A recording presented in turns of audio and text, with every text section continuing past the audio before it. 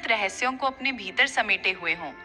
गांव वाले इसे रहस्य का पेड़ कहते थे और इसके नाम के पीछे सिर्फ कहानियां नहीं, बल्कि सदियों पुराने डर और अनसुलझे रहस्य छिपे थे। हर रात सूर्यास्त के बाद उस पेड़ के पास से अजीब और डरावनी आवाजें सुनाई देती थीं। कभी बच्चों की डरावनी खिलखिलाहट जो अचानक शांत हो जाती, कभी किसी बूढ़े की करा जो हवा में घुल जाती, तो कभी पत्तों की सरसराहट के बीच किसी अदृश्य फुसफुसाहट का भ्रम, जैसे कोई प्राचीन आत्मा फुसफुसा रही हो। कुछ का मानना था कि पेड़ के नीचे प्राचीन काल का एक अतुलनीय खजाना छिपा है, जिसे सिर्फ भाग्यशाली और पवित्र हृदय वाले ही पा सकते हैं।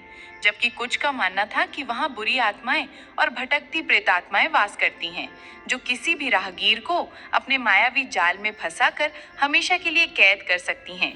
इसी गहरे डर के कारण सूर्यास्त के बाद कोई भी उस पेड़ के पास जाने की हिम्मत नहीं करता था, और दिन में भी लोग एक निश्चित दूरी बनाए रखते थे, जैसे पेड़ के चारों ओर एक अदृश्य अभेद्य घेरा हो। इसी गांव में रहता था रामू, एक गरीब किसान। उसकी छोटी सी झोपड़ी थी, जिसकी टूटी हुई छत बारिश में टपकती थी और जिसकी दीवारें मिट्टी और गोबर से बनी थी। वो अपने सूखे खेतों में दिन रात एक कर मेहनत करता था। सुबह सूरज उगने से पहले उठकर और रात ढलने के बाद थककर सोता था। लेकिन प्रकृति के क्रूर मार और भाग्य की निरंतर परीक्षा ने उसे कभी चैन से नहीं जीने दिया।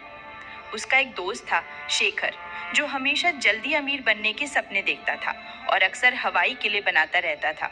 उसकी बातों में अक्सर लालच की चमक और जल्दबाजी की धुन होती थी।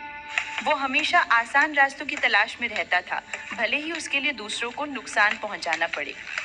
गांव में सूरज, एक लालची और क्रूर व्यापारी जिसका सूदखोरी का धंधा पूरे गांव में फैला था, भी रहता था। सूरज किसी भी कीमत पर लोगों की जमीनें हथियाने और उन्हें अपने अधीन रखने को तैयार रहता था।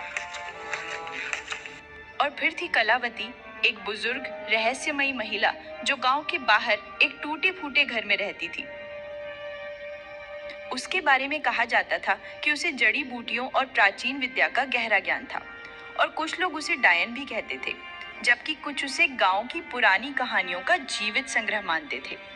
कलावती का घर गांव के बाहरी छोर पर था, जहां जंगली झाड़ियां और सन्नाटा पसरा रहता था। लोग उससे डरते भी थे, उसकी रहस्यमयी शक्तियों और उसकी अजीबोगरीब हरकतों के कारण, और जरूरत पड़ने पर उसके पास जाते भी थे अपनी समस्याओं का हल ढूंढने या भविष्य जानने के लिए। रामू की जिंदगी मुश्किलों से भरी थी। लगातार 2 साल से सूखे की चपेट में उसके खेत बंजर हो रहे थे। जमीन सूखकर दरारें पड़ने लगी थीं और वो सूरज का बड़ा कर्ज चुकाने में असमर्थ था। सूरज का कर्ज बढ़ता जा रहा था और उसकी आंखों में